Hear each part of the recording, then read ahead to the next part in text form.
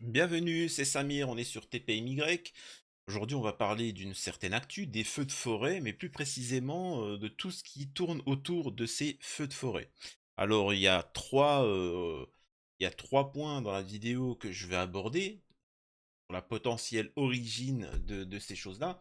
Euh, Par exemple, là, forcément, ça fait actu, ça fait écho avec ce qui s'est passé là à Hawaï, etc., machin, ou un peu partout les feux de forêt.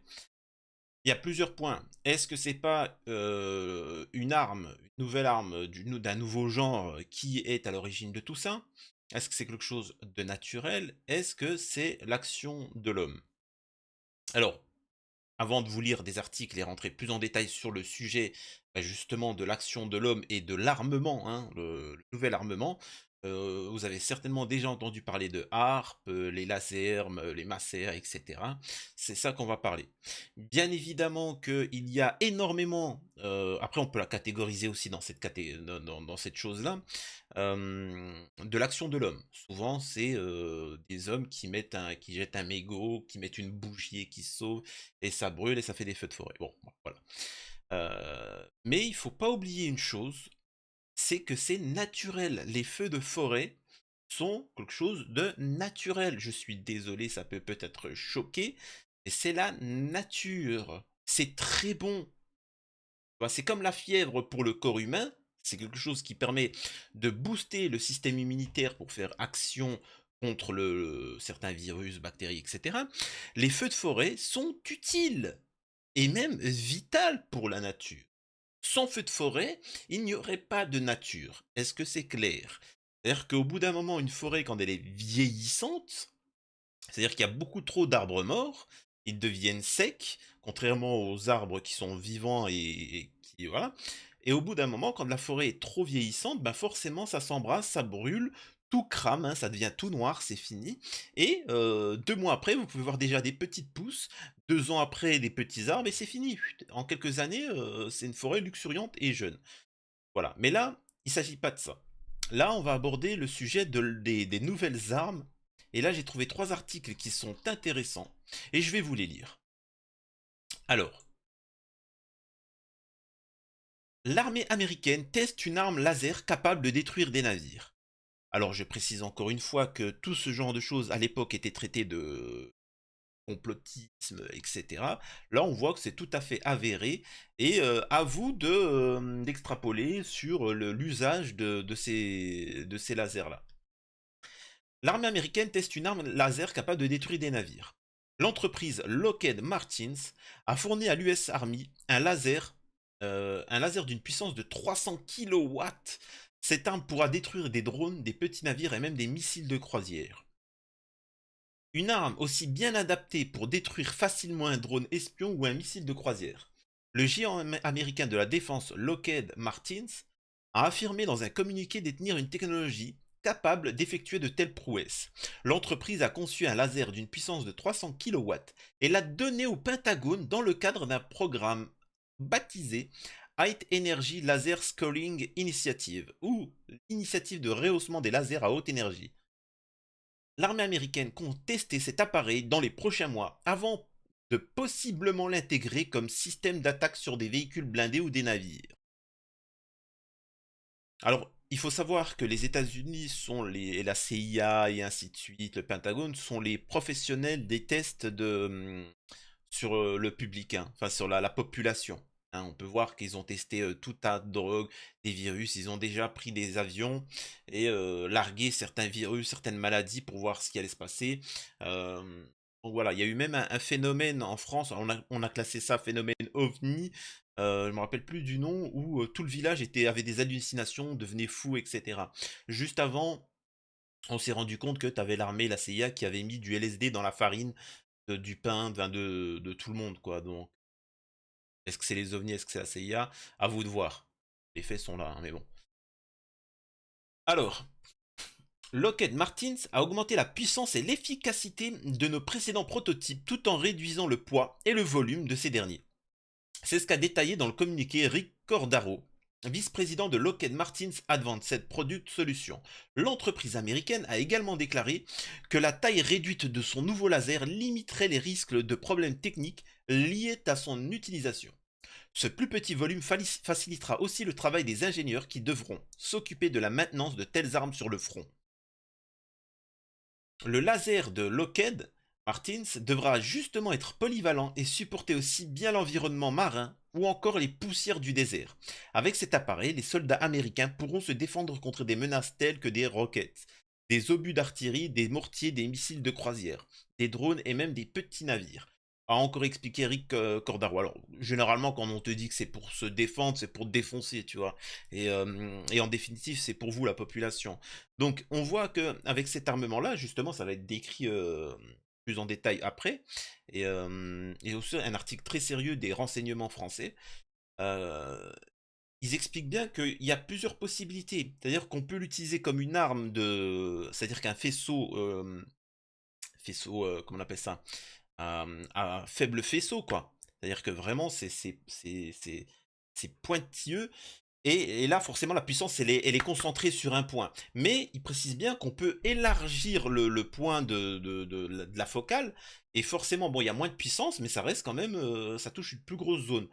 Donc, enfin, je sais pas, dans une forêt, disons que faire une petite zone d'1 km² et de mettre un laser, ça chauffe, ça s'embrase, et voilà, quoi.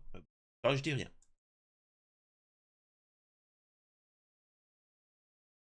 Alors, attendez.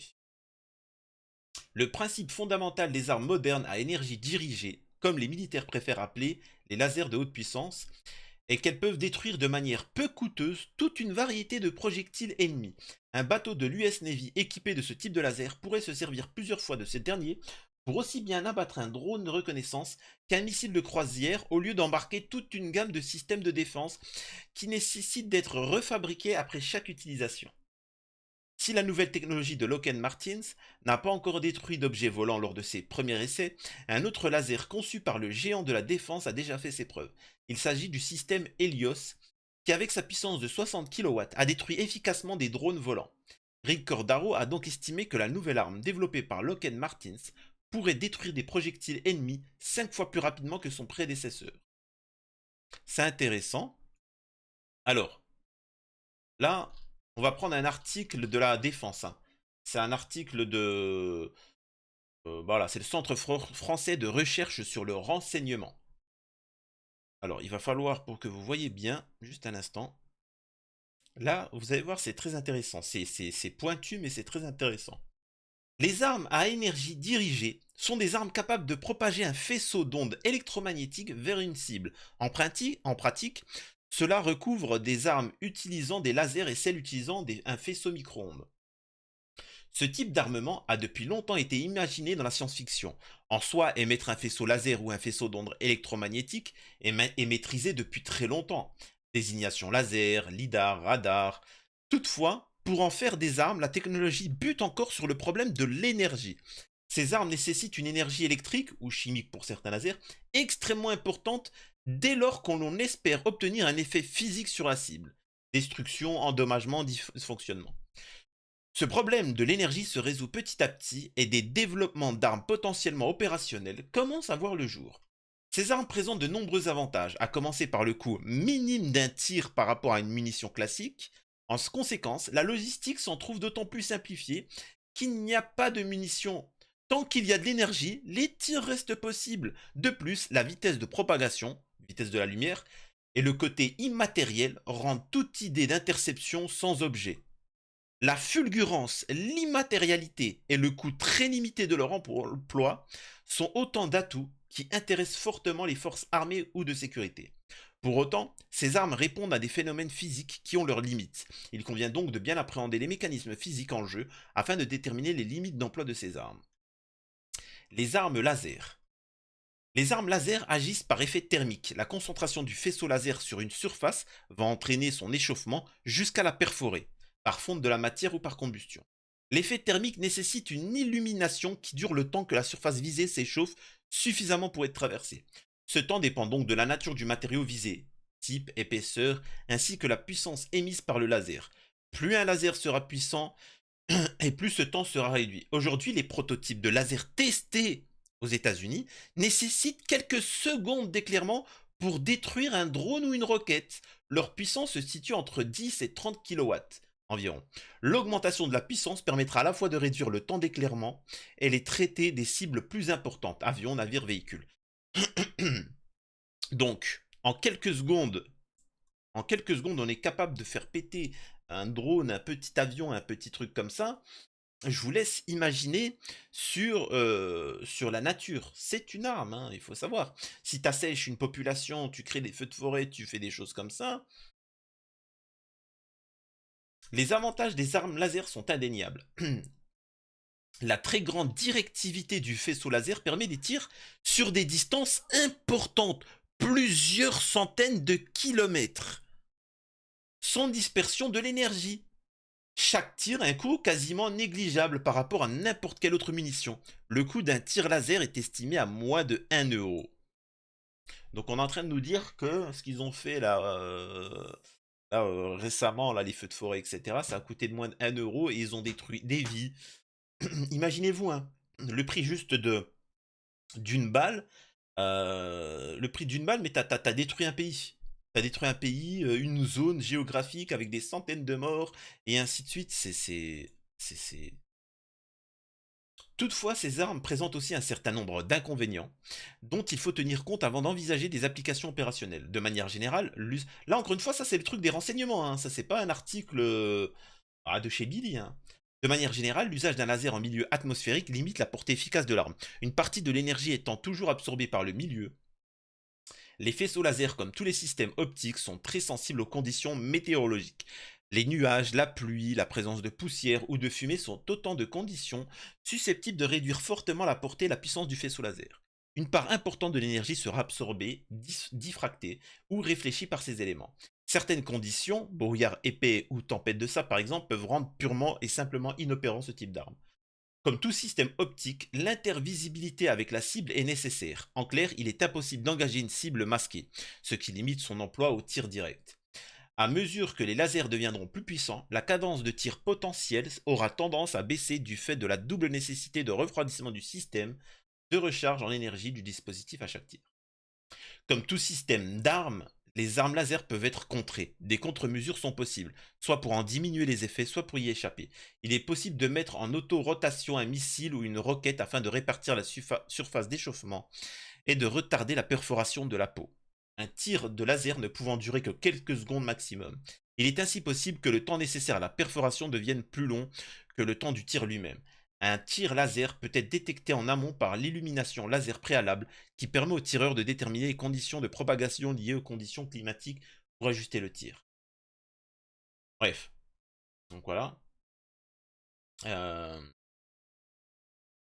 les armes à micro-ondes. Le principe des armes à micro-ondes est d'émettre un signal électromagnétique puissant afin de perturber, endommager ou détruire les circuits électriques et électroniques par effet de couplage. Plus le signal électromagnétique est puissant et plus le champ électrique généré sera important. Ce champ électrique pouvant conduire à griller les composants. La gamme de fréquences à utiliser pour ce type d'arme se situe entre 500 MHz et 20 GHz environ. Bref. Alors.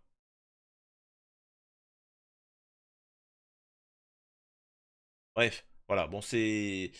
Donc on voit bien aussi, là, il y a un article qui précise bien que en quoi va consister l'arme laser à haute énergie nouvelle génération développée par Boeing. C'est pas. Je veux dire, c'est vraiment pas. C'est pas du fake, hein. Donc voilà, ça, c'est les industriels américains Boeing et General Atomics ont noué un partenariat pour concevoir un système d'armes laser à haute énergie, le L, pour les défenses aériennes et antimissiles. Portée quasi illimitée, coût d'exploitation réduit, célérité, un laser se déplace à la vitesse de la lumière, nombre illimité de coups tant qu'il y a de la puissance disponible, les systèmes utilisant l'énergie dirigée prennent de plus en plus de place dans les grandes puissances militaires. C'est le cas des armes laser à haute intensité qui sont utilisées pour la défense ou l'attaque de cibles. Aux States, un des spécialistes du domaine, General Atomics Electromagnetic System, a annoncé le 12 octobre un partenariat avec Boeing pour le développement d'un système d'armes de classe 100 kW évolutif à 250 kW, de type laser à haute énergie nouvelle génération. Boeing, eux, s'occupent du système de visée et EMS du faisceau. Selon les termes du contrat, EMS fournira la technologie laser à gain distribué évolutif, ainsi que ses systèmes de batterie L-ion et sa gestion thermique intégrée. Boeing s'occupera d'intégrer son logiciel d'acquisition et d'installer le système de suivi et de pointage de précision. Une des problématiques rencontrées par les industriels de l'armement travaillant sur les armes laser est la surchauffe du dispositif au moment du tir. La puissance délivrée par le faisceau est susceptible d'endommager le générateur laser. Les recherches ont donc porté ces dernières années sur le développement d'un système de refroidissement efficace. Donc voilà. Donc en résumé, on nous disait que c'est du complotisme, que tout ça, etc. Mais on voit qu'en fait, c'est déjà opérationnel. C'est déjà opérationnel et on sait très bien que l'armée, heu, ce qu'il y a dans le civil, l'armée a au moins, 20 ans d'avance. Faut le savoir. Au bas mot, hein, ils ont au moins 20 ans d'avance. Donc qu'est-ce qui s'est passé avec les feux de forêt? Est-ce que c'est un test, sa population pour voir les effets? Si c'est le cas, ben, faut pas s'étonner de voir de plus en plus de feux de forêt étranges et voilà, donc soyons attentifs à ce qui va se passer, mais bon, ah, c'est comme ça. Mais n'en demeure qu'à l'heure actuelle, la majeure partie des feux de forêt sont faits par des hommes, hein, et c'est comme un pompier qui avait bah, par exemple, là, c'est dernièrement, hein, je j'ai pas traité cette actualité, mais un policier qui avait pendant les émeutes, qui avait brûlé 14 voitures aux poubelles et cetera. Vous voyez bien que la majeure partie des bon, c'est logique, mais des feux de forêt, souvent, c'est, l'action humaine derrière. Malgré tout, il faut comprendre que, plus, l'être humain se développe, au niveau de sa société, et ainsi de suite, plus on va marger sur la nature et forcément, là où avant il y avait tout autant de feux de forêt, ça ne nous atteignait pas vu que c'était éloigné. Maintenant, vu qu'on est un peu partout, et forcément qu'on on les constate un peu plus. C'est logique, c'est comme ça. Donc voilà, c'était une petite vidéo pour, se mettre à jour sur, la technologie des lasers et on verra par la suite. Prenez soin de vous, c'était Samir, TPMY, à la prochaine.